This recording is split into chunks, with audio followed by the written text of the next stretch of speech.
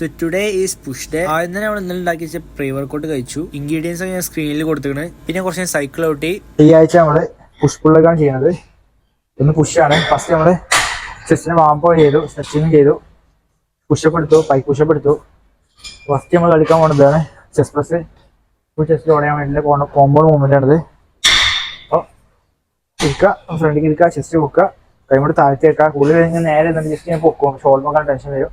ചെയ്യുമ്പോൾ ചെസ്റ്റ് പൊക്കിയിട്ട് കൈകൊണ്ട് താഴ്ത്തിയിട്ട് എന്നിട്ട് വേണം പ്രസ് ചെയ്യാൻ. അതേപോലെ തന്നെ മെല്ലെ താഴ്ത്ത, സ്ട്രെച്ച് ചെയ്തിട്ട് പൊക്കുക, ഫുൾ സ്ക്വീസ് താഴ്ത്ത.